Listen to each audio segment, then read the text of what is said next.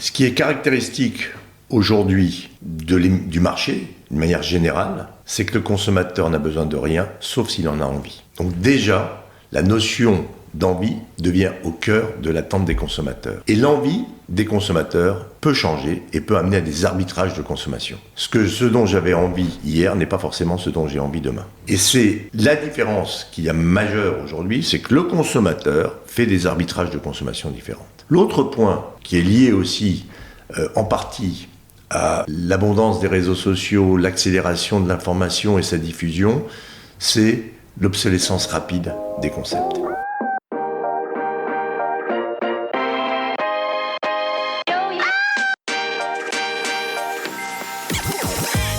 Bonjour et bienvenue parmi les Digital Doers, le podcast qui donne la parole aux décideurs de l'écosystème retail et e-commerce. Depuis 2020, avec mon partenaire, l'événement One-to-One Retail e-commerce qui se tient en mars à Monaco, nous tâchons de vous faire partager les visions et les retours d'expérience des leaders de notre secteur. J'ai le plaisir d'être avec Sonia Mamin, directrice de l'événement.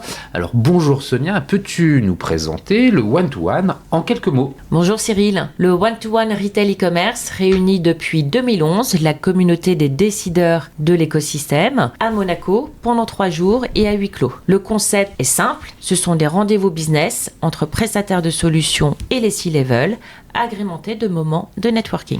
Effectivement, le one-to-one est réellement un rendez-vous incontournable. C'est également des keynotes et des conférences d'exception. Effectivement, nous avons beaucoup de contenu de grande qualité avec des intervenants triés sur le volet pour aborder des sujets d'actualité, donner de l'inspiration et partager des retours d'expérience. Merci Sonia pour cette rapide présentation. Pour en savoir plus, comment doit-on faire ? C'est ultra simple. Vous allez directement sur le site internet du One-to-One Monaco ou vous suivez notre page LinkedIn pour en savoir plus. Merci Sonia, à très bientôt à Monaco et d'ici là en audio, toujours sans coupure.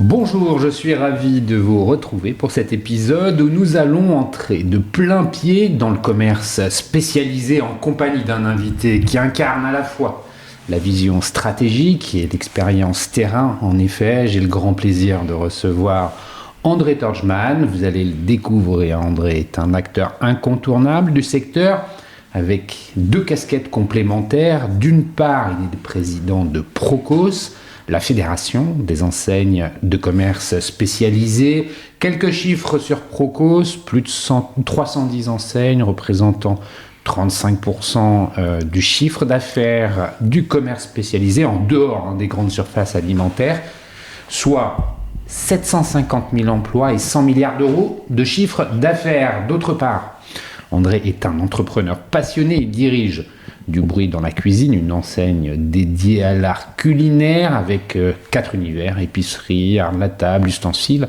et livres de cuisine. Vous l'aurez compris, cette double expertise à la fois stratégique et opérationnelle offre à André une vision unique des enjeux actuels et futurs du commerce spécialisé. Dans cet épisode, nous allons structurer notre conversation en 3 grandes parties. Nous commencerons par un retour sur le parcours d'André et son rôle à la tête de Procos. Nous analyserons les défis majeurs du commerce spécialisé aujourd'hui, l'évolution des attentes des consommateurs, l'omnicanalité, les questions d'implémentation et les nouvelles attentes des enseignes face aux transformations du marché. Ensuite, nous nous pencherons sur son expérience entrepreneuriale avec Du Bruit dans la cuisine. Nous discuterons de la singularité de cette enseigne et des défis propres à son secteur, innovation, fidélisation et adaptation aux nouvelles tendances culinaires. Enfin, nous conclurons en croisant ces 2 perspectives pour réfléchir à l'avenir du commerce spécialisé. Nous aborderons les grandes tendances qui se dessinent pour les enseignes, les solutions à mettre en œuvre pour rester compétitives et les projets portés par Procos pour accompagner ses adhérents dans les années à venir. Pour commencer, André, je te passe donc la parole pour que tu te présentes un petit peu mieux que ce que je viens de faire très rapidement. Alors à toi. Merci Cyril. Me présenter. Certains diront que j'ai fait ma carrière à l'envers, d'autres diront que je l'ai faite à l'endroit. En réalité, j'ai fait 3 métiers très différents, mais toujours dans le même secteur. Le secteur du retail, le secteur du commerce, le secteur du marketing. C'est le secteur qui m'a passionné toute ma vie. D'abord en faisant de longues études de marketing, puisque j'ai été jusqu'au doctorat pour enseigner pendant près de 17-18 ans à HEC. T'es diplômé en quelle année? Juste pour qu'on remette les je choses, suis diplômé, dans le contexte. j'ai mon doctorat en 1982. Je rentre à HEC Dans la foulée. Et j'enseigne le cours de marketing et je me spécialise sur le cours de retail. Un cours qui, d'ailleurs, même si le nom de l'école... Qu'est-ce qui t'a motivé à aller dans l'enseignement? Faisant des études de marketing, un doctorat en marketing, on peut imaginer vouloir mettre en application concrète au service d'une enseigne ce qu'on a appris. Qu'est-ce qui motive quelqu'un à aller dans l'enseignement? Alors, ce qui me motive d'aller dans l'enseignement, c'est d'abord une nécessité de trouver des revenus pour payer mes études. Et la seule façon que je trouve à cette époque de pouvoir avoir des revenus, c'est d'être le prof remplaçant des profs qui sont en congé maternité ou malades. Et donc je me dis que c'est une bonne façon de procéder. Je suis prof en quelque sorte intérimaire et ça me permet d'aller à la fac le soir pour faire des études. C'est donc au départ une nécessité de gagner de l'argent pour payer des études. Je fais des études pourquoi ? Tout simplement parce que... ayant perdu mon père jeune, j'ai pensé que faire des études longues lui aurait fait plaisir, alors qu'à 18 ans, j'avais envie d'être entrepreneur. Mais par un devoir quelque part de mémoire, je me dis, je vais faire des études, et pour faire des études à cette époque-là, je trouve le moyen d'être prof intérimaire. En étant prof intérimaire, on me dit, Monsieur Torgeman, les inspecteurs, les inspectrices me disent, Monsieur Torgeman, vous voulez bien être prof, parce que pour avoir un poste intérimaire, il fallait justifier de l'envie d'être prof pour passer les concours. Et donc, on me dit, mais il faut passer les concours, je passe les concours et j'ai les concours. Donc, une fois que tu as les concours, tu deviens prof. Et pas parce que, par dépit, parce que c'est un métier que j'ai adoré. Le métier de la transmission. Tu le découvres en fait en le faisant, c'était pas une intuition. Absolument. En disant que tu allais aimer, tu le découvres en faisant. J'ai commencé d'abord en étant prof intérimaire dans les toutes petites classes, dans ce qu'on appelle les CET, les collèges d'enseignement technique, puis les lycées. Et en fait, en réalité, j'apprenais le soir à la fac ce que j'apprenais aux élèves le lendemain matin dans les salles de classe. J'ai trouvé ce métier, et je trouve toujours ce métier passionnant. Et franchement, c'est un métier qui m'a procuré beaucoup de bonheur, de plaisir, parce que la transmission du savoir est quelque chose qui m'a toujours passionné. Et donc, je fais ce métier de prof. Attends, je vais te laisser, elle continue. Moi, ce que j'aimerais, c'est comprendre justement ce truc qui t'a fait vibrer, qui t'a emmené dans l'enseignement pendant plus de 15 ans à HEC. C'est quoi?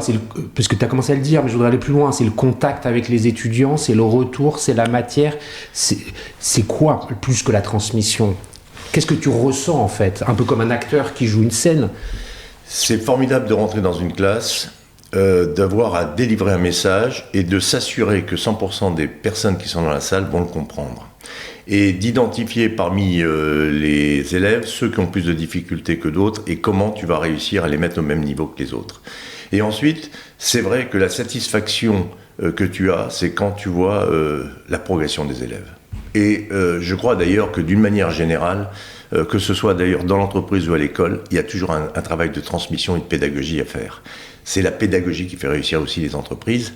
D'ailleurs, incidemment, le deuxième métier que j'ai fait après avoir été prof, c'est un métier de dirigeant du marketing d'Auchan.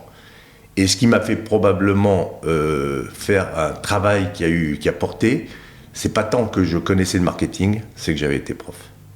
Et donc, pour reprendre le point que tu évoquais, je suis prof à HEC, prof permanent.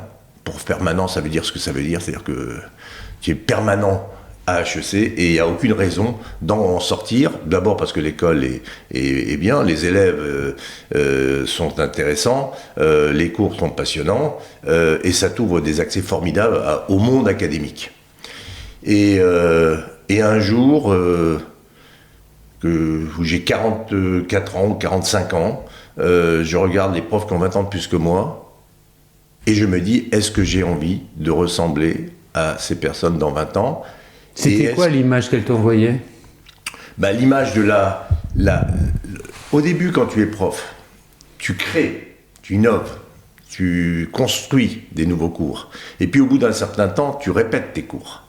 Et donc il y a un phénomène de répétition qui est accentué par le fait que tu prends 1 an de plus chaque année alors que les élèves restent au même âge. Et donc l'écart se creuse. Et puis il y a la frustration du prof qui se dit, est-ce que ce que je sais enseigner, je saurais le mettre en œuvre? C'est un peu aussi ce doute en fait, c'est comme un doute. Ce doute, c'est aussi le doute un peu parfois des consultants qui savent conseiller, pas forcément déployer et mettre en œuvre.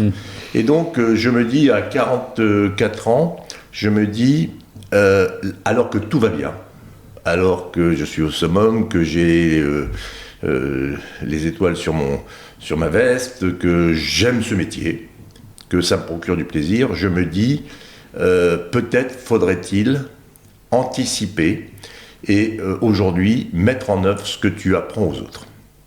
Et j'ai une formidable opportunité d'une entreprise qui a assez d'audace pour recruter à 44 ans un prof de marketing pour diriger le marketing, c'est Auchan. Oui, ce qui n'est pas la petite enseigne de quartier. Alors, ce qui n'est pas la petite enseigne de quartier, avec un hommage que je veux rendre à Gérard Mullier, le fondateur de cette enseigne, qui détestait 3 choses. Les gens qui avaient fait des études, les gens qui faisaient du marketing, et les gens qui habitaient Paris. Ouais, tu cochais les 3 cases. Et je cochais les 3 cases. Et il y a une audace assez forte pour recruter, après un entretien qui a duré avec lui 5 heures. Non. 5 heures. 5 heures. 5 heures durant dans le même bureau. 5 heures durant dans le même bureau. Mais comment ça se passe 5 heures? C'est phénoménal, c'est une histoire incroyable. C'est phénoménal. Et avec, en plus, Gérard Mullier, c'était le fondateur d'Auchan. C'est un patron iconique. Un patron iconique. Je suis le prof, le petit prof d'HEC, on va dire.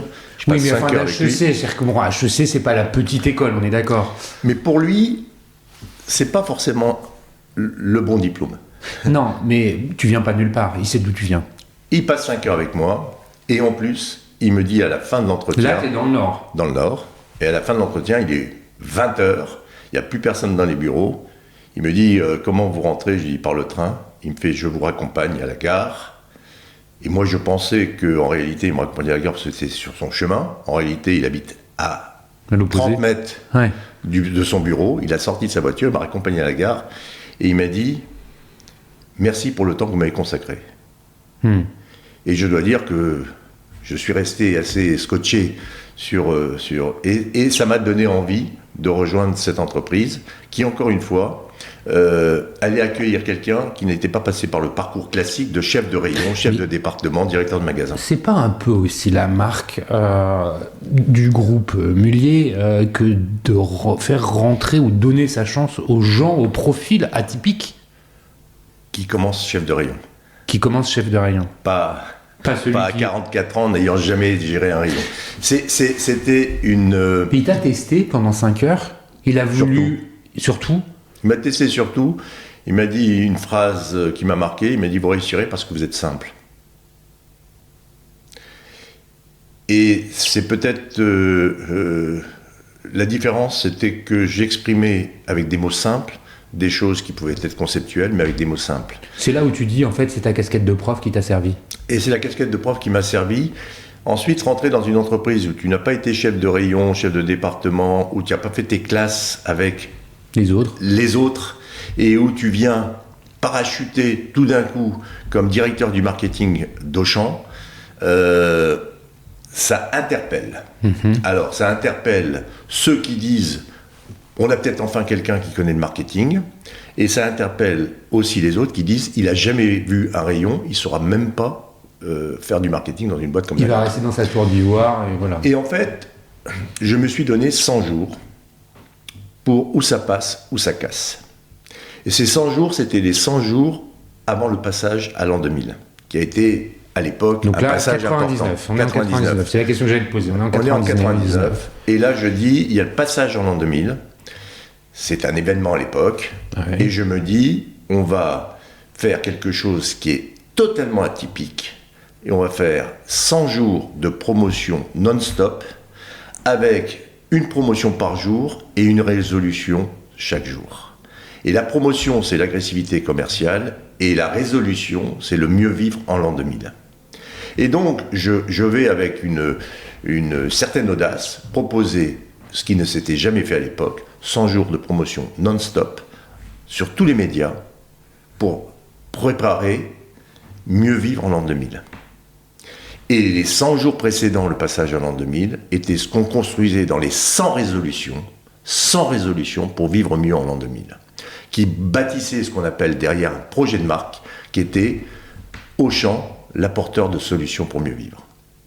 Parce que j'étais convaincu que si on voulait faire d'Auchan une marque et non pas simplement un distributeur, il fallait que ça ait une raison d'être. Et la raison d'être d'un hypermarché, c'est pas de dire je vends les différentes marques d'industriels, c'était de dire je vous apporte des solutions au quotidien pour mieux vivre. Qu'est-ce que ça veut dire concrètement ? Ça veut dire concrètement que on va trouver des produits qui, par leurs caractéristiques, par leur qualité, par leur praticité, vont permettre aux gens de vivre mieux. Et je pourrais en donner des tas d'exemples. Ce projet a beaucoup marqué les esprits d'Auchan parce que c'était dans la culture, dans l'ADN d'Auchan. Apporter des solutions pour mieux vivre. Et dans les solutions pour mieux vivre, il y avait aussi le fait que c'était pas cher. Et on a surfé sur un projet de marque formidable qui nous a permis de faire des choses incroyables et l'entreprise s'est réveillée. Et elle s'est réveillée pourquoi ? Elle s'est réveillée parce que on a bâti quelque chose qui était à la hauteur de l'ambition d'Auchan tout en étant d'un niveau de compréhension satisfaisant. Par exemple, je n'ai pas joué le prof de marketing qui parlait de concepts compliqués, mais j'ai transformé les concepts ambitieux dans des mots simples. Créer la différence pour mériter la préférence. Ou bien mettre le client dans le cœur d'Auchan pour être dans le cœur des clients. Ce sont des phrases extrêmement simples, mais qui résonnaient sur le plan de l'émotion des collaborateurs et sur le plan du sens. Et apporteur de solutions, de bonnes solutions pour mieux vivre, c'est quelque chose que tout le monde peut comprendre. Et en réalité, ce passage à Auchan a été un passage extraordinaire. Extraordinaire parce que d'abord, c'est une entreprise qui a des valeurs et des qualités formidables. C'est une entreprise où on a le sens de l'euro. C'est une entreprise où on fait confiance à des collaborateurs. Et y compris à un collaborateur, moi, qui n'avais jamais pratiqué l'hypermarché. Non, parce que le marketing, c'est vaste. Le marketing en hypermarché, c'est pas le même que le marketing de marque, comme par exemple du bruit dans la cuisine, on en parlera tout à l'heure. Combien de temps tu restes, jusqu'à quand tu restes chez Auchan ? Alors, je reste chez Auchan jusqu'en 2016.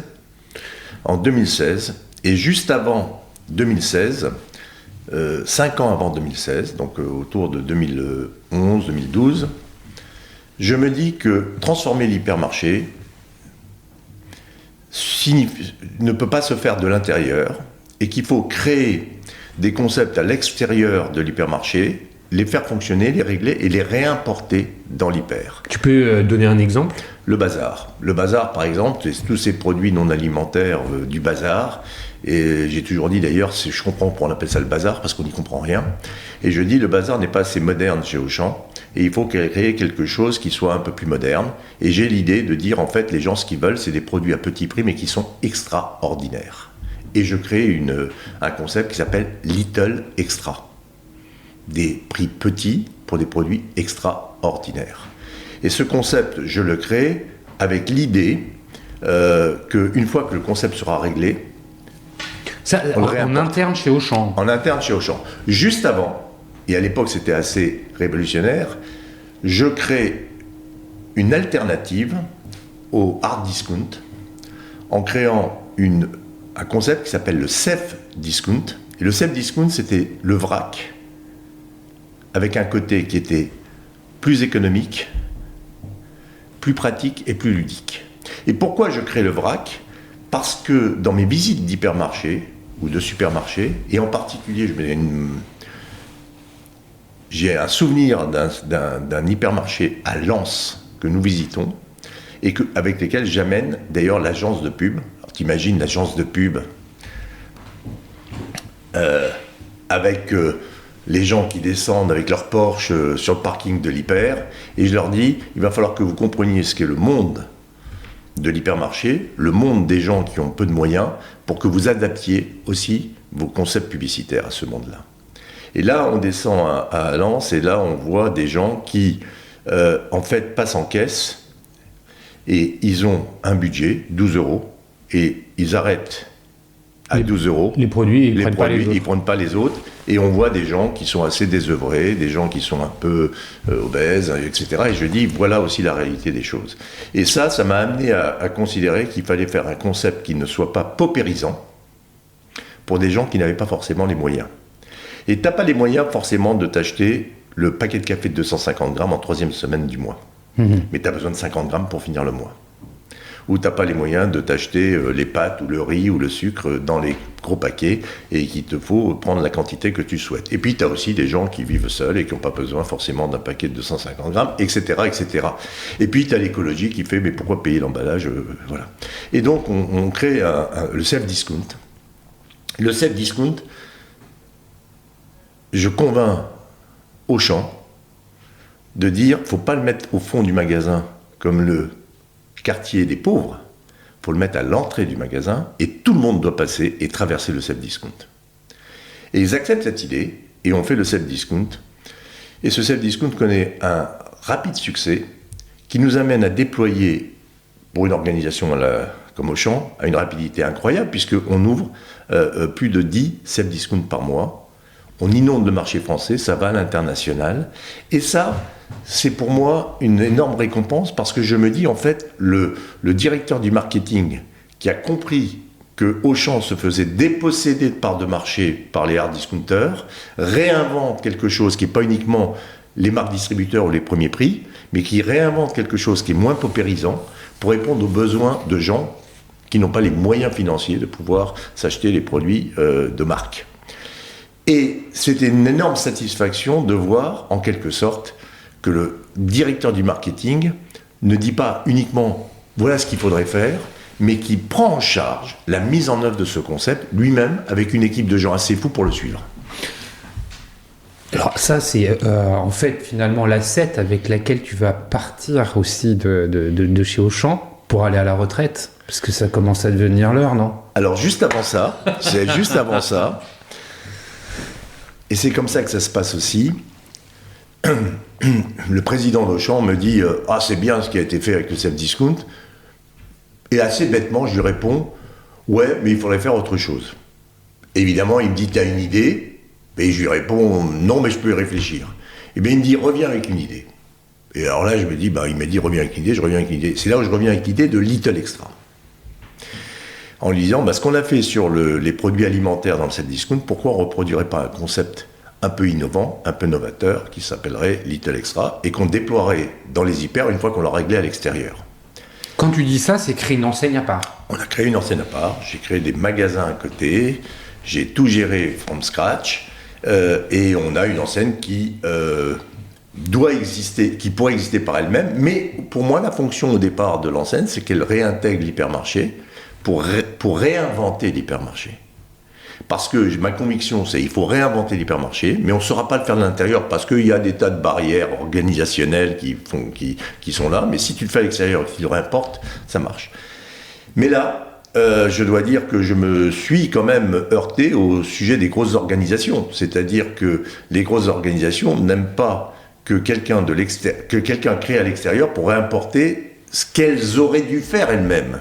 Donc il y a des freins de logistique, de systèmes d'information, d'achat, de ressources humaines, qui font que, même si les directeurs de magasins me suppliaient d'implanter des Little Extra dans leurs magasins, l'organisation n'était pas prête, comme ça, à l'accepter. Et à un moment donné, je me suis dit, j'arrive à 64 ans, et je me suis dit, j'ai fait ce concept Little Extra, les freins de l'organisation d'une entreprise un peu trop, peut-être, rigide à cette époque-là, ferait que ce sera compliqué de le développer à l'intérieur. Et je dis à Gérard, écoute, j'ai créé Little Extra, visiblement c'est compliqué de le réintégrer dans les hypermarchés, je vais le déployer en partant à la retraite. Et Gérard me dit, écoute, pourquoi pas, volontiers, à condition que j'en sois aussi un actionnaire. Je lui dis, Gérard, tu es welcome. Et sous forme de boutade, je lui dis, tu ne seras pas majoritaire. Il me dit, pourquoi je ne serai pas majoritaire, puisque j'ai plus d'argent que toi. Je lui fais, ça c'est vrai, mais comme tu as toujours été, moi jamais, on va changer. Et comme c'est quelqu'un que j'apprécie beaucoup et avec qui je suis en confiance, il m'a dit, banco. Et on a fait ça, et on a sorti Little Extra d'Auchan en 2016. Et là, je me retrouve entrepreneur à part entière d'une enseigne que j'avais en fait créée chez Auchan et que maintenant je dois développer par moi-même. Combien de points de vente? Alors à l'époque, j'avais une douzaine de points de vente et me voilà maintenant lancé sans la maison mère à devoir développer à 64 ans ce nouveau concept. C'est pour moi... Là, on est en 2016. Hein. Et là, on est en 2016. Et en même temps que je développe Little Extra, je m'interroge sur l'avenir des produits venant de loin qui n'ont pas forcément une utilité immédiate. Et je me dis, est-ce que ce marché-là va être un marché qui tient? Est-ce qu'il y a beaucoup de monde sur ce marché? Et on me propose à un moment donné de regarder une enseigne qui va pas bien, qui est en difficulté, qui s'appelle Du bruit dans la cuisine. Et la vie fait que je regarde l'enseigne, non pas parce que j'ai envie de la prendre, mais simplement pour m'intéresser au loyer qu'ils payent, à la façon dont ça fonctionne. Regarder l'intérieur, quoi. Voilà, regarder l'intérieur. Donc je regarde, mais je ne suis pas intéressé par l'enseigne, à la reprendre. Je viens de reprendre Little Extra et je dois développer Little Extra. Et l'administrateur me dit, peut-être parce qu'il n'y avait aucun candidat à la reprise du bruit dans la cuisine, Qui était donc au tribunal de commerce. Qui était au tribunal de commerce, me dit, Monsieur Torman, vous êtes quand même le mieux placé pour le reprendre. Pourquoi vous ne le reprenez pas, franchement, etc. Je dis non. Et si on veut, parce que c'est intéressant de voir comment parfois les circonstances et les opportunités, si tu sais les voir, apparaissent. Il m'appelle un jour et il me dit, écoutez, c'est une entreprise qui est située en Bretagne, on a un gros entrepreneur breton qui n'aimerait pas voir cette entreprise Partir de Bretagne. partir, et il connaît rien en retail, mais il veut pas que cette entreprise disparaisse, et il dit qu'il aimerait bien le faire avec vous. Et c'était un gros industriel breton. Et je me dis, ah ben alors là, ça change la donne, si je suis épaulé avec un gros industriel breton, tout compte fait, c'est dommage effectivement que cette entreprise disparaisse, que les emplois soient supprimés, et je me dis, ok, dans ce cas-là, je m'intéresse au sujet. Et pour dire exactement comment ça s'est passé, un samedi, je vais à mon bureau, je réfléchis à cette marque Du bruit dans la cuisine, et il se trouve que, en 2 heures, je prends le projet de marque de Du bruit dans la cuisine, et c'est extrêmement clair dans ma tête. Et donc je me dis, si en 2 heures c'est clair dans ta tête, c'est qu'il faut y aller. Et donc je dis, on y va, et on est parti pour le faire. La vie est faite de telle sorte que, une dizaine de jours avant que ça passe au tribunal, cet entrepreneur breton m'appelle et me dit, Monsieur Herman, je suis désolé, j'ai un gros souci en interne, je ne vais pas pouvoir aller avec vous sur Du bruit dans la cuisine. Et je me retrouve C'est un peu 10 jours. crispant. Je me retrouve 10 jours avant le tribunal, mais je suis déjà tombé amoureux de la marque. Bref, il se passe ce qui se passe, tu reprends la marque. Et donc je reprends la marque, tous mes amis, tous mes investisseurs, tous mes copains me disent de surtout pas y aller. Je les écoute, j'analyse ce qu'ils me disent, mais je dis quand même il y a quelque chose à faire. Et donc, en 2019, en 1er août 2019, le tribunal de commerce m'attribue la reprise de Du bruit dans la cuisine, qui perdait beaucoup d'argent, qui avait des dettes. Tu reprends pas les dettes. Et je reprends pas les dettes. Et tu vois, la vie est faite de telle sorte que je vais te dire pourquoi j'ai pas repris les dettes. Parce que cet entrepreneur breton qui, en quelque sorte, abandonne le projet 10 jours avant la reprise au tribunal, je me retrouve avec effectivement des banques avec lesquelles Du bruit dans la cuisine avait des dettes, et je veux dire comment on peut renégocier ces dettes-là, et les banques ne veulent pas bouger. Et donc je me dis, si elles ne bougent pas, là on ne va pas pouvoir reprendre. Et donc j'écris un soir à 21h30 à cet entrepreneur breton, j'envoie un mail, j'aurais rêvé de reprendre du bruit dans la cuisine et de sauver cette entreprise et les emplois, mais malheureusement les banques sont un peu frileuses à renégocier la dette, donc je vais devoir abandonner. 21h32, quelle banque ? Réponse. Je donne le nom de la banque, il me dit je m'en occupe, et pour dire la vérité, c'est pas un film qu'on fait là, mais c'est dans le train qui m'amène à Rennes pour aller au tribunal que j'apprends que la banque accepte de renégocier la dette. Et donc, les portes s'ouvrent et je peux reprendre du bruit dans la cuisine. Et donc, cet entrepreneur breton qui voulait faire avec moi, qui arrête parce qu'il a des problèmes internes, que je recontacte en lui disant je ne vais pas pouvoir faire, m'aide au niveau de la banque. Et je remercie la banque d'avoir accepté ça. Nous reprenons du bruit dans la cuisine au 1er août 2019 et je me retrouve à la tête d'une entreprise dont je ne connais pas bien la culture, qui est très différente de celle de Little Extra, dont je ne connais pas bien le marché et les produits, qui sont différents de ceux de Little Extra, mais dont je me dis qu'il y a un potentiel formidable. Et en fait, on croit que ça va être... On commence, et Covid 1, 2020, Covid 2, Covid 3. Et tu viens de reprendre une boîte en 2019 et tu tombes en 2020. Donc point de vente fermé. Point de vente fermé. Formidable opportunité, les points de vente fermés. Formidable pour se réinventer. Voilà. Et on va y arriver. Ce que je voudrais, c'est mettre une pause sur la partie du bruit dans la cuisine. Merci pour ce discours. Et on sent le professeur qui sommeille en toi quand même, parce que tu as une façon d'exprimer les choses, de présenter les histoires avec cette pédagogie qui, à mon avis, est dans ton ADN, qui rend tout très simple. Donc merci pour tout ça. On met juste un peu entre parenthèses du bruit dans la cuisine. Je voudrais que tu me parles et que tu me présentes Procos, qui vient de rentrer quelque part dans ta vie de façon plus... avec une acuité plus forte, puisque tu en as pris la direction il n'y a pas très longtemps. Je pense que tu en étais membre avant. Est-ce que tu peux introduire Procos, ce que c'est et la mission qui est la tienne au sein de cette fédération? Bon, d'abord, Procos, c'est une formidable fédération parce que tu as 300 enseignes du commerce spécialisé qui vont du jouet au bricolage en passant par le sport, le vêtement ou la cuisine. Et donc, c'est un lieu d'idées formidables autour du commerce sur des secteurs qui sont très différents. Procos est issu au départ de l'immobilier. Parce que, il y a 50 ans, la vraie question des retailers, c'est comment se développer rapidement dans un marché qui est facile, ouvert, en croissance. Et ils ont besoin d'études pour connaître les implantations, pour avoir des informations sur les implantations qu'ils veulent faire. Et donc Procos on est très lié à l'immobilier, au point de vente physique, l'adresse. Absolument. En fait, c'est la création des centres commerciaux, le développement des centres commerciaux. Les retailers ont besoin d'études, d'implantation, et Procos est un formidable laboratoire et fédération pour fournir toutes ces informations. Et donc, c'est un club, en quelque sorte, beaucoup autour de l'immobilier et du commerce, qui déploie son savoir-faire pour aider les enseignes à se développer. Formidable. Et c'est la vie de Procos. D'où vient ce nom Procos? Tu le sais ou pas? Promotion... du commerce spécialisé, je sais pas, un truc comme ça. Mais c'est...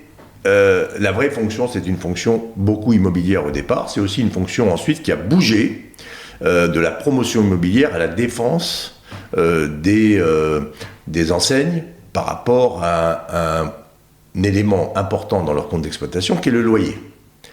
Et en particulier, Procos a été un peu fer de lance au moment du Covid dans la relation avec les bailleurs Donc c'est un travail de lobbying, c'est un travail de lobbying, un travail d'explicitation, un travail de formation, des enseignes aux beaux commerciaux, à la pratique juridique sur les éléments de relation avec les bailleurs. C'est aussi un élément de veille sur ce qui se passe en termes de loyer. C'est aussi une information qui est donnée sur les chiffres du commerce, etc.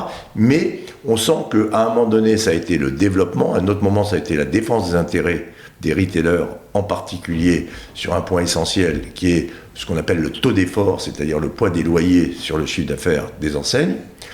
Et puis on arrive aujourd'hui à une phase où, moi ayant été vice-président du Procos pendant quelques années, se pose la question, là aussi, de la réinvention du Procos. Et parce que je crois qu'il faut savoir se réinventer en permanence. Et donc la réinvention du Procos, c'est qu'est-ce que le Procos doit être pour dans l'univers du commerce. Et là, tu veux dire là, réinventer la mission de Procos. Absolument. Absolument. On remet tout sur la table. Absolument. C'est-à-dire que si tu prends les choses, ça peut pas être le développement à tout va, parce que quand même les enseignes ont freiné leur développement. Ça peut pas être le pleureur qui se plaint que les loyers sont toujours trop chers, ce qui par ailleurs est souvent vrai, pour mes amis bailleurs, mais ça peut pas être que ça, et ça doit être une autre mission. Et là, je me dis que en fait, tu veux dire que ça doit être quelque chose de constructif, quelque chose qui propose plutôt que quelque chose qui défend. Exactement. Et là, je me dis, en fait, le Procos, comme le commerce, a un problème de désirabilité. Et il faut que, à la fois, les commerçants soient plus désirables et à la fois, le Procos soit plus désirable pour que ses adhérents considèrent que c'est bien d'être membre du Procos. Et comme tu l'as compris, je préfère mettre dans des mots simples des concepts marketing un peu difficiles parfois pour certains à comprendre. Et donc, je dis, en fait, nous devrions agir pour que le commerce donne envie. Et je propose, en quelque sorte, cette raison d'être au conseil d'administration, agir pour un commerce qui donne envie. Et agir pour un commerce qui donne envie est un élément assez fédérateur d'enseignes qui sont très disparates dans les secteurs d'activité. C'est-à-dire que je sois dans la chaussure, dans le bricolage, dans le sport, c'est ça. J'ai la même problématique, donner envie.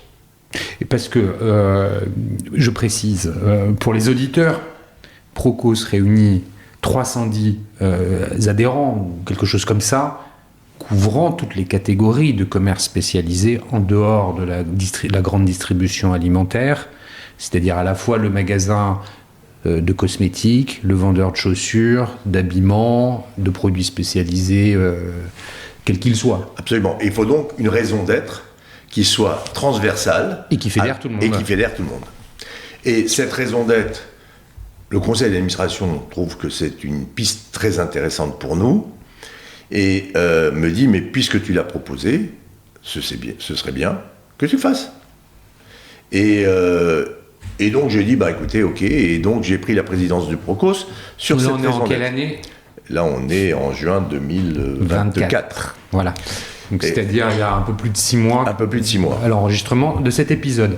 Et ce qui est intéressant, là aussi, c'est qu'il ne suffit pas d'avoir une raison d'être, il faut la déployer, la mettre en œuvre. Ouais, mais là, encore une fois, tu t'appuies sur quoi ? Comment tu fais pour les fédérer ? Et qu'est-ce que tu as réussi à faire déjà au bout de 6 mois ? Puisque c'est court et long, mais enfin, c'est surtout court. Alors, qu'est-ce qu'on a réussi à faire ? On a réussi d'abord à faire qu'on a déjà une nouvelle raison d'être. Va sortir la semaine prochaine la nouvelle identité graphique du Procos qui incarne cette nouvelle raison d'être, agir pour un commerce qui donne envie. Parce que c'est une posture positive et il fallait donc avoir une raison d'être, une charte graphique qui reflète ce côté positif et coloré que nous avons envie de mettre en place pour l'ensemble des enseignes. Donc on a raison d'être, charte graphique. Ensuite on a construit 3 comités. Un comité qui est des lieux qui donnent envie, des collaborateurs qui ont envie et une offre qui fait envie. Et ces 3 comités, qui sont composés des membres du conseil d'administration, ont pour objectif de produire à la fois des contenus, des actions, que ce soit dans les écoles, donner envie aux futurs collaborateurs de venir travailler dans le commerce, donner envie aux collaborateurs en place d'avoir envie de faire ce métier, donner envie ensemble avec les bailleurs de travailler à des lieux qui donnent envie aux clients de venir fréquenter les centres commerciaux ou les rues commerçantes et travailler sur une offre qui fasse envie. Et donc on a mis en place 3 comités de personnes qui sont en charge de produire des contenus. On a donc fait ça, et on a également des projets. Des projets, c'est de récompenser, d'une manière ou d'une autre, par des événements, des enseignes, des bailleurs, des lieux, des collaborateurs qui participent à un commerce qui donne envie. Et ça, c'est une super mission, un super objectif qui donne bien en fait la mesure de du changement d'état d'esprit en fait qui accompagne Procos par ton arrivée à sa tête. Aujourd'hui, on comprend bien les enjeux qui sont face au commerce spécialisé. Le commerçant, il fait face tous les jours dans son quotidien au consommateur. Le consommateur, il est au centre des préoccupations de tout le monde. Comment aujourd'hui ces consommateurs sont-ils perçus par le commerce spécialisé? En quoi ils évoluent? Et est-ce que finalement il est autant protéiforme qu'on le dit? Alors ça, c'est une vraie question sur l'avenir. Parce que l'avenir ne peut pas se reconstruire avec le rétroviseur. C'est-à-dire qu'il y a eu une période où le commerce, c'était un peu la machine à photocopier. Tu avais un modèle, tu reproduisais le modèle, et ça faisait le résultat. Ce qui est caractéristique aujourd'hui du marché, d'une manière générale, c'est que le consommateur n'a besoin de rien, sauf s'il en a envie. Donc déjà, la notion d'envie devient au cœur de l'attente des consommateurs. Et l'envie des consommateurs peut changer et peut amener à des arbitrages de consommation. Ce dont j'avais envie hier n'est pas forcément ce dont j'ai envie demain. Et c'est la différence qu'il y a majeure aujourd'hui, c'est que le consommateur fait des arbitrages de consommation différentes. L'autre point qui est lié aussi en partie à l'abondance des réseaux sociaux, l'accélération de l'information et sa diffusion, c'est l'obsolescence rapide des concepts. Ce qui est très frappant, c'est l'accélération de l'obsolescence rapide des concepts. Tu peux me donner un exemple? Le concept d'IKEA, il n'est pas obsolète. Le concept alors justement, ça c'est la force de ces enseignes qui savent en permanence se réinventer et ne jamais lasser le consommateur. Tu as parlé d'IKEA, tu aurais pu parler de Zara aussi. Mais celui du supermarché, il devient obsolète. De l'hypermarché, il devient obsolète. Alors je ne dirais pas qu'il devient obsolète en tant que tel, mais il y a un effet aujourd'hui qui est lié à la conjoncture un peu plus compliquée de l'économie et des retailers, c'est que quand tu perds un peu de chiffre, tu es chargé d'en récupérer. Et c'est ce que j'appelle le grignotage. Le grignotage, c'est toutes ces enseignes qui ne vendaient pas ces produits, mais qui vont les vendre un petit peu, et qui vont venir grignoter un petit peu le marché des autres. Alors, tu parles de l'hypermarché, ben oui, l'hypermarché s'est fait grignoter des tas de choses. Il s'est fait grignoter sur l'électroménager, il s'est fait grignoter sur le textile, il s'est fait grignoter sur le bazar, il s'est fait grignoter sur l'hygiène beauté, il s'est fait grignoter, y compris sur l'alimentaire. Sur le bio. Sur le bio, etc. Et là, tu as plein de gens qui viennent et qui grignotent. Mais ce qui est vrai pour l'hypermarché est vrai dans l'autre secteur. Dans le secteur de l'hygiène beauté, tu as des nouvelles enseignes qui apparaissent, une enseigne comme Normal qui apparaît, qui vend des marques moins chères que les autres et qui vient grignoter un peu d'hygiène beauté de différentes enseignes qui sont positionnées sur ce marché. Et tout le monde en prend un petit bout. Mais c'est vrai de tous les secteurs. Et donc, aujourd'hui, dans un marché un peu plus compliqué, il y a ce phénomène du grignotage, il y a ce phénomène aussi de nouvelles enseignes qui apparaissent. Elles apparaissent parce qu'elles viennent de l'international, mais elles apparaissent aussi parce qu'elles sont propulsées par le net. Et là, tu as des nouveaux concepts qui apparaissent et qui viennent en quelque sorte ringardiser les concepts existants. Alors évidemment, on a parlé d'un certain nombre d'enseignes qui ont fermé parce qu'on a dit oui, mais elles se sont mal positionnées. Enfin, ils avaient quand même réussi à ouvrir certaines 500 magasins, donc elles n'étaient pas complètement nulles. Elles avaient quand même une croissance qui est très très forte. Et au global, eh ben, tu as des enseignes qui aujourd'hui ont perdu leur âme parce que elles se sont à la fois dispersées, moins recentrées sur leur corps métier, puis à la fois elles se sont fait grignoter des parts de marché par les autres. Et tout d'un coup, ces concepts qui étaient des concepts formidables, vieillissent rapidement. C'est ça le point majeur, c'est le vieillissement rapide. Alors merci d'avoir apporté ces précisions, parce qu'effectivement ça éclaire les propos que tu t'apprêtes à tenir sur les consommateurs d'une lumière nouvelle. Donc le consommateur, lui, par rapport à ces concepts vieillissants, est aussi quelqu'un qui va aller changer ses habitudes. Qui va changer ses habitudes et qui va faire des arbitrages différents. Et ce qui est très frappant aujourd'hui, c'est que ça peut paraître... Alors des fois, tu vois des queues dans la rue de 100 mètres, et tu dis, mais qu'est-ce qui se passe? Et en fait, c'est un influenceur qui est dans la boutique, et vous avez des gens qui attendent pendant 1 heure, 2 heures pour aller acheter un cookie. Voilà. Mais même, attention, qu'il y a un influenceur, quand tu vois ce qui se passe pour une boutique Cézanne... Par exemple. À Paris, parce que c'est celle que je constate, où tu as la queue à l'extérieur qui est organisée. Donc c'est un concept qui est différent. Quand tu vois Zara Home en face du Bon Marché, c'est un concept de magasin qui n'a rien à voir avec tous les autres. C'est-à-dire qu'on a l'impression qu'on fait ses courses dans un appartement. Exact. On voit les vêtements sur des portants dans un appartement. C'est de ça en fait. Donc, et c'est là où il faut applaudir des deux mains tous ceux qui ne considèrent jamais en position de sécurité totale et qui savent réinventer en permanence leur concept avec cette forme d'agilité. En réalité, ce que j'observe dans le commerce, et ça c'est un point qui me préoccupe, c'est qu'on est sorti d'une ère où le commerce était fait essentiellement par des entrepreneurs. Tous les concepts qui existent aujourd'hui ont été créés par des entrepreneurs il y a une 50aine d'années, et on est passé d'une ère d'entrepreneurs à une ère de managers. Et c'est pas tout à fait le même ADN entre un entrepreneur et un manager, sans vouloir faire d'ombre de oui, sans négatif. Forcément vouloir placer l'un au-dessus de l'autre. Mais on a besoin aujourd'hui, dans le commerce, de nouveaux entrepreneurs. Alors tu les as dans le digital, parce qu'il y a des gens qui créent des solutions digitales, des éléments comme ça, mais il y a besoin de nouveaux entrepreneurs. Et quand tu prends des entreprises comme Zara, ça reste une entreprise d'entrepreneurs. À la taille de Zara, c'est juste exceptionnel. Ouais, c'est exceptionnel. C'est exceptionnel, parce qu'à la taille de Zara, continuer à avoir des collections qui se renouvelent toutes les semaines, continuer à vouloir réinventer le commerce, comme ils le font effectivement avec ce magasin Zara Home, qui a introduit des disruptions. C'est-à-dire qu'il faut oser, c'est de l'audace. Pour avoir visité plusieurs fois ce magasin, tu es dans un magasin Zara Home et tu as un bureau, tu dis mais il est très beau ce bureau, combien coûte-t-il? 34 000 €. 34 000 €, ah oui, c'est un Le Corbusier. Tu vois un bureau Le Corbusier. C'est une expérience, voilà, c'est une expérience d'achat qui est unique objectivement. J'en connais pas d'équivalent. Et quand tu vois aujourd'hui ce qu'est en train de faire Zara Home, il est en train de transformer ses magasins dans des magasins avec les codes du luxe.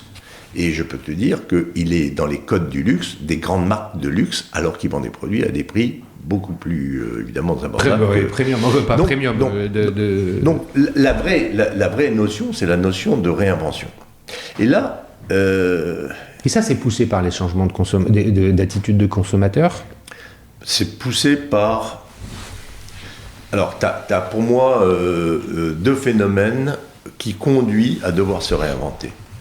Il y a un premier phénomène qui est que les changements de consommation, la baisse de consommation de certains secteurs, l'augmentation des charges introduit mécaniquement une baisse de l'EBITDA, une baisse du résultat. C'est un peu comme les glaciers qui fondent avec l'augmentation des températures, tu as un résultat des retailers qui fondent avec l'augmentation des charges. Et donc, si tu ne fais pas quelque chose, tu sais que ton résultat est en train de s'effriter et de fondre. Donc ça, c'est le premier point. Et le deuxième point, c'est que tu as des mouvements de comportement de consommateurs qui font que tu es obligé d'introduire des ruptures et des innovations dans la façon dont tu fonctionnes. Le sujet qui se pose aux retailers, et qui est un sujet majeur, c'est que quand les choses sont compliquées et difficiles, c'est compliqué de se réinventer. Et donc, mon point de vue, c'est qu'il faut toujours se réinventer quand tout va bien. C'est-à-dire que, paradoxalement, c'est quand il n'y a aucune raison de se bouger qu'il faut se bouger. C'est en tout cas moi ce que j'ai appris. Je suis sorti d'HEC quand tout allait très bien. Je suis sorti d'Auchan quand tout allait très bien. Et je dois réinventer du bruit dans la cuisine quand tout va très bien. Parce que si tu ne fais pas quand tout va bien, tu ne peux pas le faire quand tout va mal. Je crois qu'on est d'accord.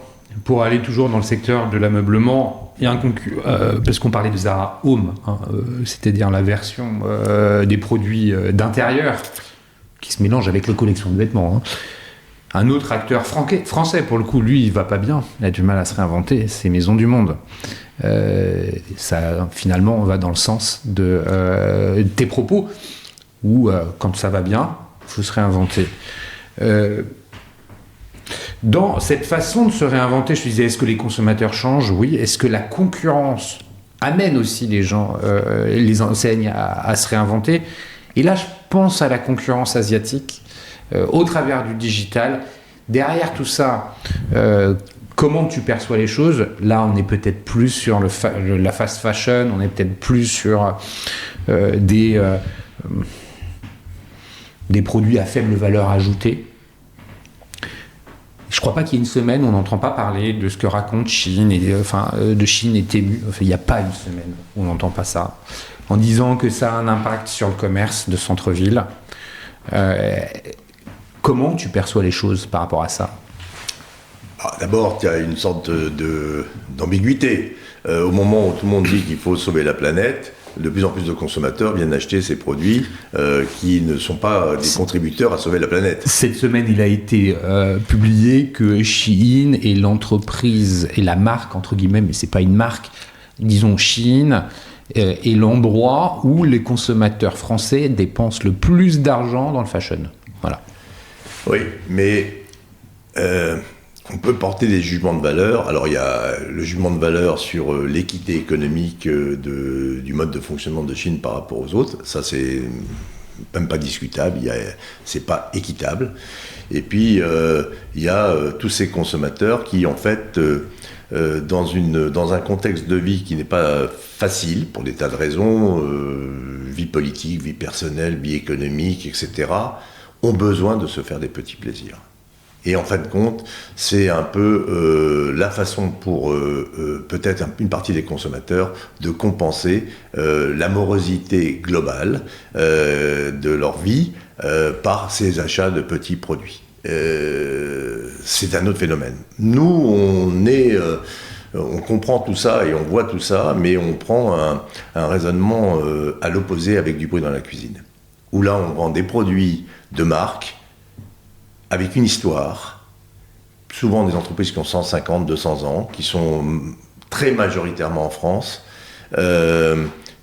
souvent des entreprises familiales, qui ont des qualités de produits incroyables, qui font des produits encore dans des usines qui ont été construites il y a 50, 100, 150 ans, même parfois à la main pour des moules de pâtisserie. Et nous, on a considéré que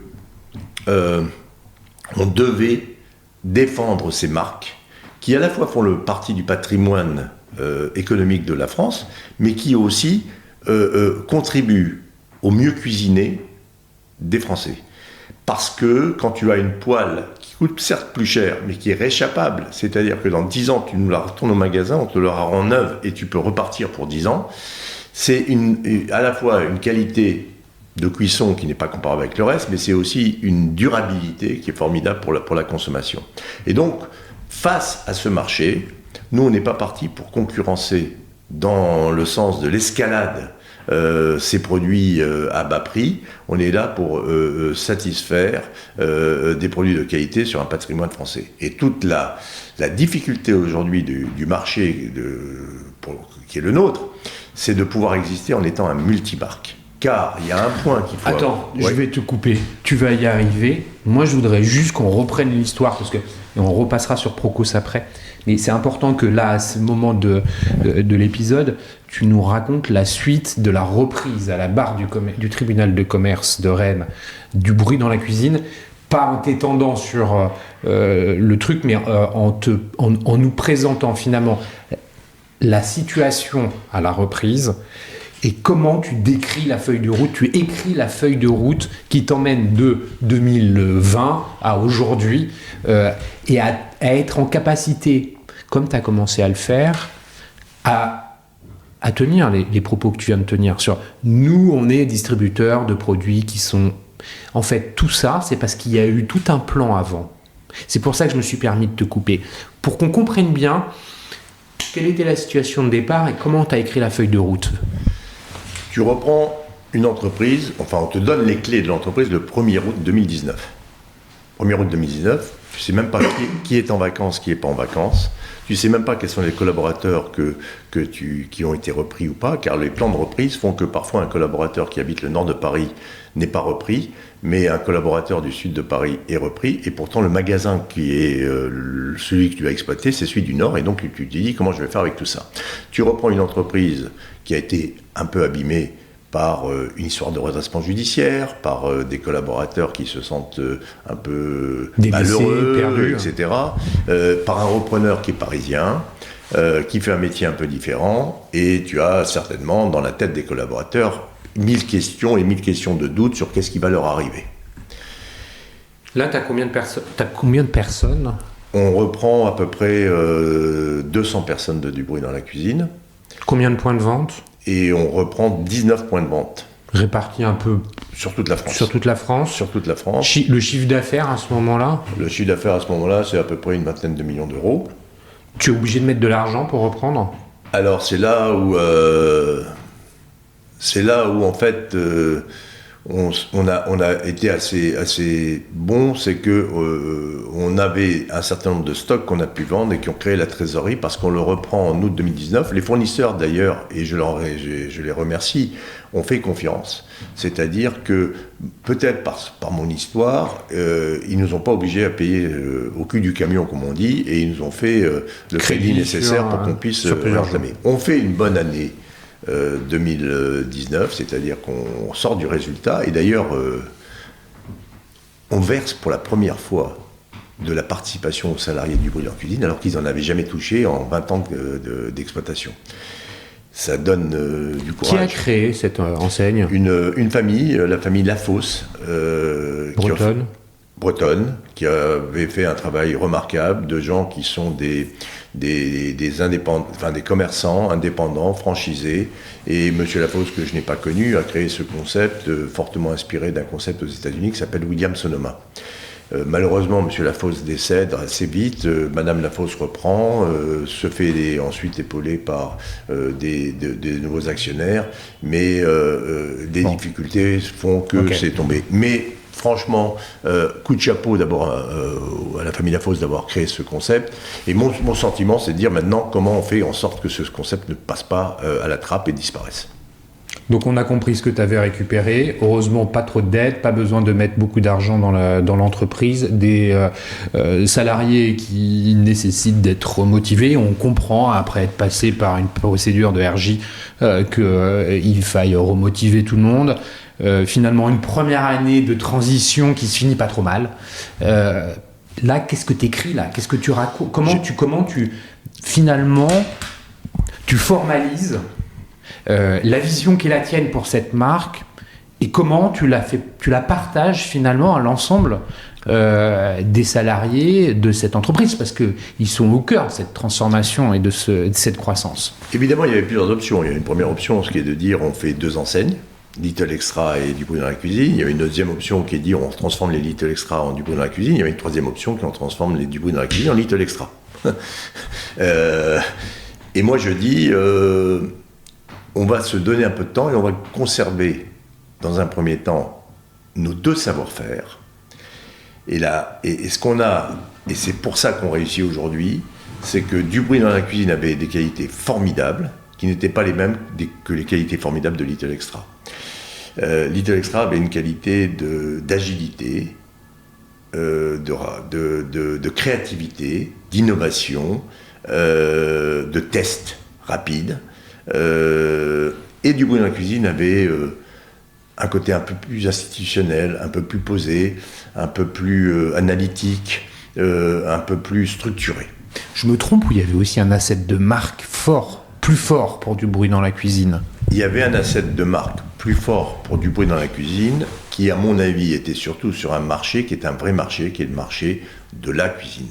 Le marché du produit bazar, c'est un produit qui est plus difficile à définir en tant que marché, parce que tu as des tas d'opérateurs qui vendent ces produits-là, que ce soit des discounters, des normales, des Jiffy, des Maisons du Monde, des actions, etc. Et Du Bruit dans la cuisine, il y avait quelque chose qui était sur un vrai marché. Sauf que tu n'avais aucun acteur de la cuisine qui réussissait. Vraiment. Donc les acteurs de la cuisine dans ta bouche, c'est qui? C'est les cuisinistes? Non. C'est Les qui? cuisinistes, ils vendent des cuisines, mais tu avais un kitchen bazar qui avait disparu. Ouais. T'as des gens qui faisaient de la cuisine comme Zodio qui ont disparu Ouais. aussi. Bref, on peut en citer. C'était pas structuré en fait. En fait, c'est que tu n'avais pas beaucoup d'acteurs qui réussissaient sur ce marché. D'ailleurs, la preuve, c'est que dans les centres commerciaux, il n'y a pas beaucoup d'opérateurs qui vendent des ustensiles de cuisine, et quand il y en a un, c'est souvent du bruit dans la cuisine. Donc ça veut dire que autant tu as beaucoup d'opticiens, beaucoup de vendeurs de jeans, beaucoup de vendeurs d'hygiène beauté, mais en cuisine, t'as pas. Et t'as pas pour quelle raison? T'as pas parce que les vendeurs de marque ne sont plus aujourd'hui habilités à pouvoir réussir dans les centres commerciaux, puisqu'ils n'ont pas la double marge des gens qui produisent leurs produits, car dans les centres commerciaux, l'enseigne égale le nom du produit. Zara égale l'enseigne égale le produit, Uniqlo, etc., etc. Et donc, aujourd'hui, tu avais une difficulté, c'est qu'il n'y a plus de multimarques dans les centres commerciaux, ce qui est, à mon avis, une erreur. Pour les centres commerciaux, pour les consommateurs, pour l'économie. Et moi, je dis, il faut qu'on réussisse en étant multimarque, c'est-à-dire ne pas vouloir faire de propre marque, mais en étant multimarque, d'être un opérateur qui fonctionne dans les centres commerciaux. C'est ce que nous avons réussi à faire. Pourquoi? Parce qu'on a pris le meilleur des deux enseignes. En quelque sorte, on a laissé le mauvais cholestérol de chacune des enseignes et on a récupéré le bon cholestérol des deux. Et le mariage de Alors dis-nous ce que c'est justement. c'est le mariage de l'agilité, de la créativité, de l'entreprise que nous gérons de façon extrêmement agile. Alors pourquoi on est extrêmement agile? D'abord parce qu'on est peu nombreux dans les services d'appui. Et j'ai dit service d'appui, j'ai pas dit siège. Service d'appui, ça veut dire qu'on est en appui des magasins pour réussir. C'est un modèle intégré, hein. C'est important de le souligner. Intégré, on est en service d'appui, on fonctionne sur la responsabilisation des collaborateurs à 360 degrés, chacun a le sens global pour éviter d'être à contresens. Donc il n'y a pas de contresens parce qu'on donne le même sens, mais chacun dans son domaine, à 360 degrés, contribue au sens. L'agilité, le sens, la créativité fait que nous sommes capables d'aller très vite parce que nous sommes peu nombreux. Et alors, à la question pourquoi on est peu nombreux, parce qu'on a simplifié. Mais ça, attends, pardon, dans ta tête, en fait, c'est un mode opératoire qui est très clair quand tu reprends la marque, l'enseigne. Oui, parce que mon expérience d'Auchan m'a montré que quand on rentre sur des structures trop lourdes et trop complexes, on oublie le commerce et on traite des problèmes d'organisation, de process, et on s'y perd. Je reviens à ma question initiale concernant la feuille de route. Tu la formalises. Comment tu fais pour finalement réengager l'ensemble des collaborateurs qui sont dans l'entreprise? C'est là où mes restes de profs ont joué. C'est pour ça que tout est dans tout. Comment tu réengages les collaborateurs? Par ta capacité à faire comprendre le sens, à accompagner le sens et à faire grandir chacun des collaborateurs dans le même sens. Et c'est là où, en réalité, il fallait rapprocher les gens de Du bruit dans la cuisine, de l'agilité des gens de Little Extra, et rapprocher les gens de Little Extra qui étaient créatifs, mais pas toujours forcément organisés, à se rapprocher de Du bruit dans la cuisine. Et je dois dire que ma plus grande satisfaction aujourd'hui, c'est qu'autant pendant 2 ans, presque 3 ans, il y avait les collaborateurs Du bruit dans la cuisine et il y avait les collaborateurs de Little Extra, et je me devais de porter la même attention à l'un et à l'autre pour pas faire qu'on puisse penser que je reste Little Extra et que je suis... Alors, il fallait que je ne rende pas jaloux les gens de Little Extra de m'intéresser à Du bruit dans la cuisine, et il fallait pas que je rende déceptif les gens de Du bruit dans la cuisine de continuer à m'intéresser aux gens de Little Extra. Et donc, ce travail de pédagogie fait qu'aujourd'hui, ma grande satisfaction, c'est que je suis plus capable de faire la différence entre on va dire, des ex Du bruit dans la cuisine ou des ex Little Extra. C'est les mêmes collaborateurs qui travaillent ensemble. Et les deux enseignes existent-elles toujours? Alors là, Du bruit dans la cuisine, on a la réponse. Là, ça a été un choix qu'il faut savoir faire quand tu sais mettre de côté ton ego. Quand tu as créé Little Extra, Et Little Extra, ça s'est fait aussi dans les larmes et dans le sang. C'est-à-dire que tu ne crées pas un concept comme ça. Il fallait accepter, quand je sors de directeur du marketing d'Auchan, avec 200 millions d'euros de budget publicitaire à gérer, quand tu as 200 millions, tu es aimé de beaucoup de gens. Et tu vas te mettre sur un parking d'hypermarché pour vendre dans le froid des produits à 1, 2, 3 euros, et que ton restaurant quotidien, au mieux, c'est Flunch, quand tu manges. Toi, tu restes dans la galaxie Mullier. Tu restes dans la galaxie Mullier, mais t'es plus dans la lumière, t'es plus dans... Voilà, il faut accepter à un moment donné que t'es plus dans la lumière du prof d'HEC ou du directeur marketing d'Auchan, et tu vas... dans la poussière, travailler et créer un truc. Quand tu fais ça, tu te dis qu'à un moment donné, l'ego, il est plus sur toi, il est sur l'entreprise. Ça, c'est une grosse différence entre un manager et un entrepreneur. Un manager, il a un peu un ego sur lui pour faire gravir les échelons de l'entreprise et arriver au sommet. Un entrepreneur, il a un ego uniquement sur l'entreprise, et c'est l'entreprise qui doit réussir. Et à un moment donné se pose la question, Little Extra ou pas Little Extra. Et je considère qu'il faut mettre toutes les mêmes forces sur une seule marque, que cette marque, demain, ce sera du bruit dans la cuisine, et que donc, il faut fermer ou transformer les magasins Little Extra pour devenir soit des du bruit dans la cuisine, soit des du bruit dans la maison, qui était le savoir-faire un peu de Little Extra au départ, mais avec une seule marque sur laquelle on va capitaliser. Et aujourd'hui, on a décliné du bruit dans la cuisine sur 2 autres marques, du bruit dans la maison, sur lequel on regarde ce qui est à faire, et du zen dans la maison, qui est un nouveau concept qu'on a créé from scratch et en 4 mois, et qu'on a mis à la gare Saint-Lazare, et qui est un concept qui s'intéresse à un autre envie des consommateurs, le bien-être. On considère que la mission du groupe aujourd'hui, c'est de dire le bien manger, c'est du bruit dans la cuisine, et le bien-être, c'est du zen dans la maison. Et donc, nous avons abandonné les magasins Little Extra en tant que tels. Seul le groupe s'appelle Little Extra, mais il gère un portefeuille de marques. Et on a considéré, en tout cas j'ai considéré, que c'est pas parce que j'avais créé Little Extra que tout devait s'appeler Little Extra, et que l'ego, il est sur l'entreprise. L'entreprise, c'est du bruit dans la cuisine, et on fonctionne avec du bruit dans la cuisine. Aujourd'hui, au travers de ces différentes enseignes, donc le nombre de points de vente aujourd'hui, c'est 32. Le chiffre d'affaires global? Le chiffre d'affaires global, on est sur en gros 35 millions d'euros. Donc tu as quasi doublé, un peu moins, que doublé en 5 ans. On le disait avant l'enregistrement, le Covid est arrivé juste après le rachat. On aurait pu croire que c'était une épreuve supplémentaire. Tu as expliqué que ça a été une occasion de transformer, d'accélérer les changements de l'entreprise.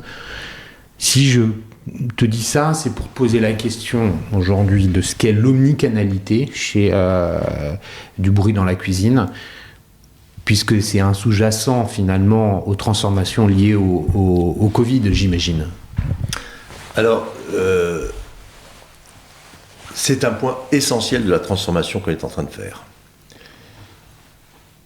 On reprend au départ une enseigne dont il faut sauver les magasins et qui font le chiffre d'affaires. Donc on se concentre essentiellement sur les magasins physiques. D'ailleurs, le digital n'existait pas au moment de la reprise de du bruit dans la cuisine. Il y avait un site internet qui fonctionnait pas du tout. Et en fait, je pense que la culture des fondateurs n'avait jamais été sur le digital, elle était sur le magasin physique. Mais notre première préoccupation, c'est de dire qu'il faut qu'on sauve les magasins physiques. Et donc, ça nous prend quelques années, 3 ans, pour sauver les magasins physiques. Et dans le même temps, j'ai pas de réponse sur ce qu'il faut faire sur le digital. Je ne sais pas quelle est la bonne route pour le digital. Je sais que j'ai un site qui fonctionne pas bien. Je sais que ça coûte beaucoup d'argent pour le faire fonctionner, beaucoup d'argent pour se faire référencer. Et je n'ai pas ni la culture, ni les hommes pour le faire fonctionner. Et donc, je me dis, plutôt que de dépenser beaucoup d'argent, attendons d'avoir une feuille de route claire pour le faire. Et sauvons surtout les magasins physiques. Et c'est ce que nous avons fait. Mais le Covid nous a ouvert la perspective de comprendre que le commerce de demain, c'est pas un commerce ou physique ou digital, c'est un commerce qui comprend des éléments de magasins physiques et des éléments de magasins de commerce digitaux. Et qu'il faut créer une plateforme sans couture unifiée, parce que le consommateur n'est pas ou physique ou digital, il est les deux. Et que les organisations ne doivent pas mettre d'un côté le digital et de l'autre côté le physique, en espérant qu'un jour, ils vont finir par se parler. Et donc notre conviction, c'est de faire une plateforme sans couture. Et puis je me dis que cette plateforme sans couture, et je ne me le dis pas seul, ça c'est important, je me le dis avec mon fils qui est en école de commerce et qui va finir son école de commerce et qui a 24 ans, et on se dit, tiens, mais c'est quoi le commerce de demain ? Et le commerce de demain, c'est un commerce qui a du sens, qui a du contenu, qui a de l'agilité et qui fait envie.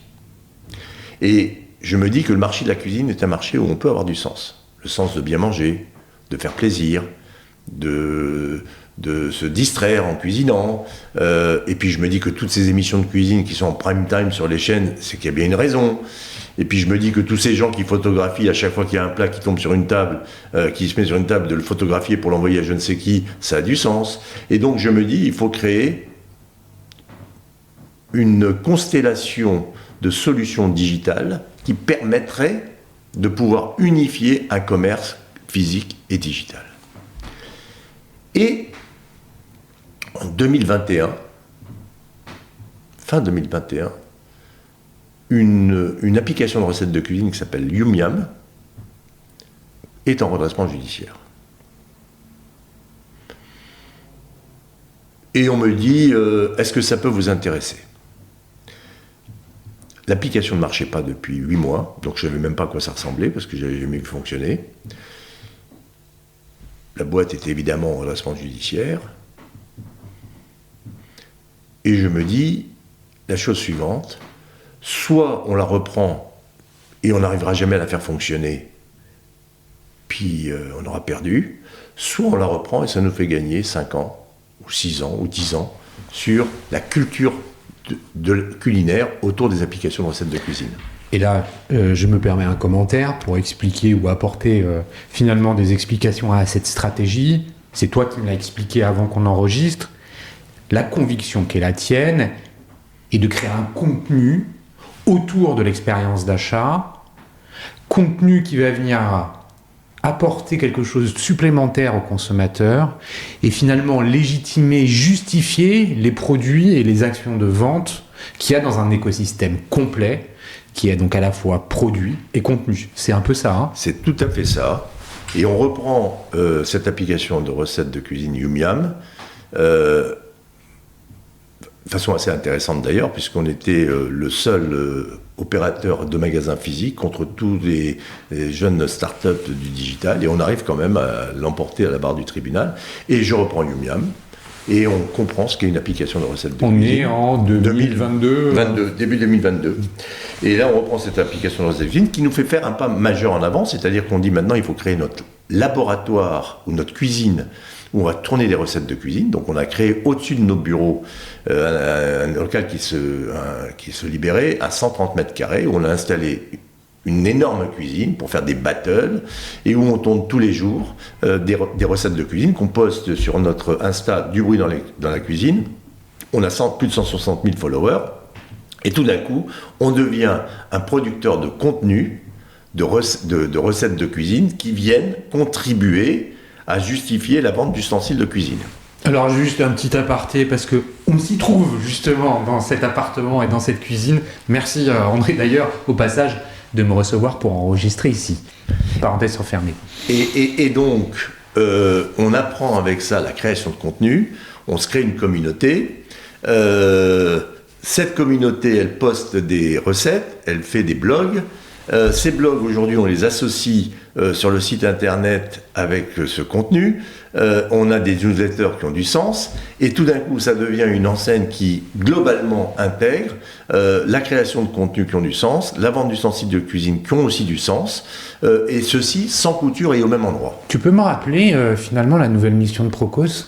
Redonne-moi les mots. Agir pour un commerce qui donne envie. Ok, donc en fait, là, tu as donné envie. Et tu comprends pourquoi je te pose la question et je t'ai fait aller jusque-là sur du bruit dans la cuisine. C'est pour revenir justement à Procos. Tu as, au travers de l'expérience qui est la tienne, au travers des développements que tu as pu mettre en œuvre au sein de ton entreprise, cette conviction pour Procos qui est de dire il faut donner envie. Il faut donner envie, tu as commencé à l'expliquer comment. Est-ce que tu peux aller plus loin sur finalement les enjeux de Procos sur les prochaines années, même si on l'a deviné au travers de tout ce que tu nous as dit et commencé à expliquer, finalement les adhérents, ils ont besoin de quoi pour aller plus loin ? Ils ont besoin de considérer que leur action et l'action de leur entreprise, c'est de réveiller les envies des consommateurs. Et on ne peut pas se battre durablement sur la baisse des charges, la baisse des coûts, la réduction des frais. Ça a une limite. À un moment donné, on va toucher le fond. Et donc, il faut réinjecter de l'innovation, de la création, un côté, j'allais dire, disruptif qui va apporter de la novation, ce que font certaines enseignes qu'on a citées tout à l'heure, pour que la dynamique soit positive. On sauvera le commerce par la première ligne qui est le chiffre d'affaires, pas par la réduction des coûts. Bien sûr qu'il faut être sur la réduction des coûts. C'est une évidence, c'est pas l'un ou l'autre. Mais il faut mettre un peu plus d'innovation et d'agilité dans les organisations. Les organisations sont... Ce qui fait notre différence, vraiment, c'est le côté non rigide de notre organisation. On n'a pas d'organigramme, nous. On n'a pas de réunion. On n'a pas de présentation PowerPoint. On a juste des gens qui parlent avec des mots, et même si les fonctions sont un peu différentes, ils parlent pour nourrir le même sens. Et je crois que ce qui fait la force d'une entreprise aujourd'hui, c'est pas sa taille, c'est son projet. Et je pense que les entreprises ont besoin de projets. Elles ont besoin de faire vibrer leurs collaborateurs. Ce qui est formidable et ce qui nous fait réussir aujourd'hui, c'est que des collaborateurs chez nous grandissent, mais de façon incroyable. Ça, c'est le premier point. C'est-à-dire qu'il ne faut pas laisser sur la route des gens qui ne sont pas aptes à comprendre les nouvelles technologies. Des gens qui ont 45 ans aujourd'hui et qui connaissent bien ou les produits ou les magasins ne sont pas forcément ceux qui connaissent toutes les solutions digitales. On ne peut pas les abandonner. Il faut les amener à comprendre les solutions digitales pour les intégrer dans leur métier. Putain, tu me donnes un coup de vieux. Oh la vache. Et ceux de 45 ans. Oui, mais 45 ans, je pourrais même dire, je pourrais descendre à 40 ans. Parce que quelque part, quand tu vois aujourd'hui, qu'est-ce qu'on a fait ? On s'est dit, il faut créer cette plateforme unifiée de commerce. Je vais dire un truc, attends, je me permets de te couper. Je crois pas que ce soit une question d'âge, mais d'état d'esprit. Quand je t'entends parler, je pense pas que tu sois complètement à côté de la plaque. Et pourtant, tu es loin d'avoir 45 ans, puisque tu as expliqué que tu en avais beaucoup plus au travers de tout ton parcours. J'en ai plus aussi. Je crois qu'il y a des gens qui sont finalement alertes sur les sujets d'innovation, de nouveauté, quel que soit leur âge. T'en as d'autres qui peuvent être beaucoup plus jeunes, mais qui sont très conservateurs sur quelque chose et pas à l'aise avec l'innovation. C'est vrai. À la fin, quand même, t'as ceux qui écrivent des messages sur leur iPhone avec 2 doigts, et t'as ceux qui font avec un doigt. Et quand tu regardes l'âge, c'est souvent oui, lié à l'âge. Il y en a qui ont des lunettes avec, comme moi, pour pouvoir voir quelque chose sur leur écran. Où tu as raison, c'est que, mais ça c'est plus lié à la côté entrepreneurial, c'est que un entrepreneur reste toujours jeune dans sa tête parce qu'il est toujours en création et en doute. C'est ça d'ailleurs la réalité d'un entrepreneur, c'est qu'un entrepreneur a toujours peur de perdre ce qu'il a créé. Ça c'est... Après... Il faut savoir, et ça je reviens à mon histoire, il faut savoir faire en sorte que des gens qui ont 45 ans fonctionnent bien avec des gens qui ont 22 ans. Et aujourd'hui dans l'entreprise, on a énormément de jeunes. Enfin quand je dis énormément, on n'est pas nombreux non plus, donc il faut limiter. Mais si on prend la façon dont on fonctionne, on prend d'abord beaucoup d'alternants. Toujours cette mission de transmission et d'enseignement. De gens qui ont envie d'apprendre, et comme on les laisse fortement responsables de ce qu'ils font, ils grandissent très vite et nous font grandir en même temps. Mais ce sont des jeunes qui apportent cette culture de jeunes. Tout ce qui est autour de création de contenu, réseaux sociaux, sites internet, je pense que la moyenne d'âge, elle doit être de 24 ans. Oui, c'est très jeune. C'est-à-dire que ce sont des gens qui sortent d'école. Et ça apporte un niveau de fraîcheur. Et en plus, ce sont des gens qui sont là pour apprendre et qui ont envie d'apprendre. Et ce ne sont pas des gens qui sont dans, le statut. Parce qu'il y a un point qui est important, c'est que nous n'avons pas, par exemple, de titre de directeur chez nous. On n'a que des titres de responsable. Pourquoi on a des titres de responsable et pas de directeur ? Parce qu'un directeur n'est pas toujours responsable. Et donc ça, je l'ai appris aussi de mon parcours chez Auchan. Revenons finalement aux enseignes adhérentes de Procos. Ce qui leur manque, tu le disais, c'était... ce qui leur manque, non, c'est plutôt le changement qui doit s'opérer, c'est celui de l'état d'esprit qui consiste à dire on va construire quelque chose, on va développer quelque chose, et le chiffre d'affaires, c'est la première chose qu'on doit développer au travers des différentes envies. On ne doit pas juste revendiquer une demande de baisse des charges de la fiscalité, bref, se plaindre. Oui, il faut faire attention aux charges, mais revenons sur quelque chose de plus positif, de plus dynamique, sur la création de concepts, la réinvention de concepts, sur la création de quelque chose de nouveau pour finalement améliorer le chiffre d'affaires. Comment tu les sens réceptifs à ça ? D'abord, je trouve que ce qui a été formidable, c'est 6 mois où, en quelque sorte, on a fortement avancé. Mais ça, j'ai toujours été convaincu que si tu ne sais pas faire en 100 jours les choses, ça ne se passe pas après, tu es rattrapé par le reste. Et en réalité, aujourd'hui, je sens qu'il y a une vraie envie de la part du conseil d'administration qui sont engagés et impliqués dans cette direction. Et je crois que maintenant, ça doit nourrir non seulement les membres qui sont présents au conseil d'administration, mais ça doit nourrir toutes les entreprises et les dirigeants de ces entreprises. Donc, qu'est-ce qu'on va faire, par exemple ? On a 2 entreprises de conseil qui ont bien voulu nous aider et vont réaliser 2 études. Donc, une première étude qui va être comment optimiser le modèle économique des retailers compte tenu du maillage de leur réseau. Donc ça, c'est le côté, soyons conscients de comment on optimise le réseau. Puis il y a une deuxième étude qui va être faite réalisée sur l'impact de l'IA sur la chaîne de valeur.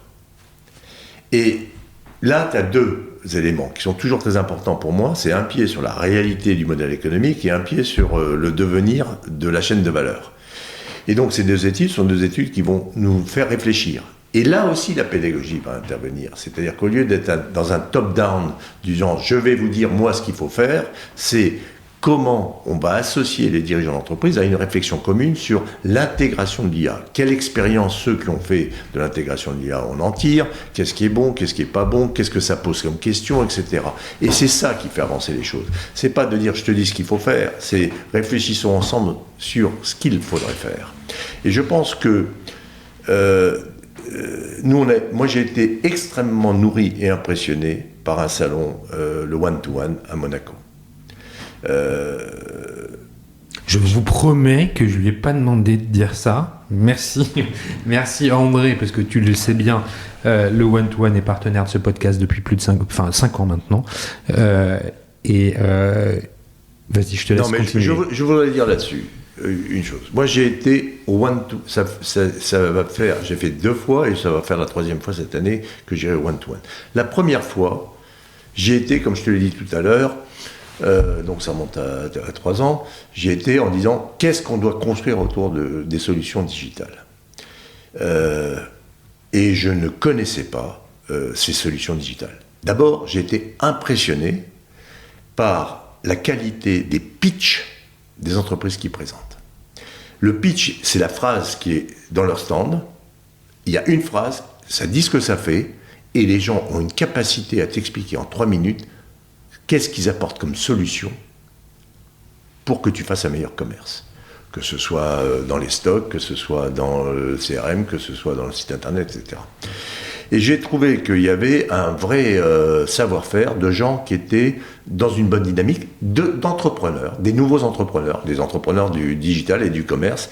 Et je dois dire qu'on a fait un premier salon, on a regardé ce qu'il y en était, on est ressorti en ayant acheté peut-être 6 ou 7 solutions. La deuxième fois, on a approfondi sur un certain nombre de solutions et on a travaillé sur ces points-là. Et je dois dire que de ce point de vue-là, on a fortement progressé. Et je veux d'abord saluer ces jeunes entreprises. Je veux saluer parce qu'elles font un vrai travail qui peuvent contribuer les entreprises de commerce à innover. Et j'ai même comme ambition que le Procos soit un peu irrigué, peut-être même inondé, de ces gens-là qui ont des solutions à proposer pour qu'on fasse un nouveau commerce. Je l'ai fait, et c'était intéressant de le faire avec mon regard et mon parcours et mon expérience, et je l'ai fait accompagné de mon fils qui avait son regard de 24 ans, etc. Et le binôme formidable nous a permis de faire des arbitrages et des choix avec le côté il faut aller dans l'innovation et le côté la récupération des enjeux de cette innovation. Parce que ça, je l'ai appris aussi, récupération des enjeux. Qu'est-ce que ça coûte et qu'est-ce qu'on récupère comme enjeu ? Et j'ai été formidablement impressionné. D'ailleurs, je reviens, parce que c'est là aussi, et c'est ce que je vous souhaiterais faire, je pense qu'il faut toujours être en éveil sur les nouvelles choses à faire. Là, je reviens, par exemple, de 15 jours aux États-Unis. Et j'y étais aussi pour la NRF. C'est 15 jours où tu te plonges sur les innovations, sur les choses, etc. Et là aussi, j'étais impressionné par la partie française de la NRF, où il y a des très très bonnes solutions et des très très bonnes entreprises qui proposent des choses formidables. Et donc, à ta question, comment on va faire bouger les choses, je pense que, puisque la mission du Procos, qui était au départ aider les commerçants à ouvrir des points de vente, devient aujourd'hui aider les commerçants à donner envie, je pense que toutes ces solutions digitales peuvent faire au moins deux choses. Elles peuvent améliorer le modèle économique du retail et elles peuvent ouvrir de nouvelles portes pour donner envie. Et donc, je crois qu'une des missions qu'il faudra qu'on arrive à faire, c'est peut-être irriguer davantage les dirigeants d'entreprise sur ces sujets-là. Écoute André, je pense que c'est le super mot de la fin. Est-ce que tu sais que ça fait déjà 1h25 qu'on enregistre ? Moi, j'ai pas vu le temps passer, mais peut-être que les auditeurs le verront passer. Non, je crois pas. Et j'ai volontairement laissé les choses aller un peu plus loin que l'heure habituelle, parce que tu nous as apporté beaucoup d'enseignements, tu nous as partagé une expérience qui est riche, et une vision pour ce que c'est ce que doit être finalement le commerce tout court de demain. Je te remercie pour ça. Au passage, je vais remercier Jean-Luc Brett de la mise en relation. Un grand entrepreneur. Un grand entrepreneur, j'espère qu'il finira par passer. C'est celui qui a créé la Croissanterie, qui a été longtemps le président de Procos. Donc, petit clin d'œil à Jean-Luc. Merci beaucoup pour cette mise en relation. Merci à vous, les auditeurs, pour la fidélité avec laquelle vous écoutez les différents podcasts. Merci pour les retours que vous faites. André, si jamais on veut te contacter, j'imagine que LinkedIn est le meilleur moyen pour pouvoir entrer en contact avec toi. Bien sûr. Merci à Comexposium ou One-to-One Retail e-commerce pour son support apporté. Merci André de l'avoir souligné de façon naturelle. C'est un beau retour d'expérience. Je leur dirais qu'ils pourront écouter jusqu'au bout cet épisode pour le découvrir. Merci à toi encore une fois pour ce partage, la sincérité avec laquelle tu l'as fait, la qualité de tes propos. On sent aussi le prof dans la façon avec laquelle tu t'exprimes. C'était très clair, très limpide, très structuré. Donc encore une fois, merci beaucoup et je te dis à très bientôt. Merci à toi de m'avoir donné cette opportunité de partager cette histoire. Merci André, à bientôt.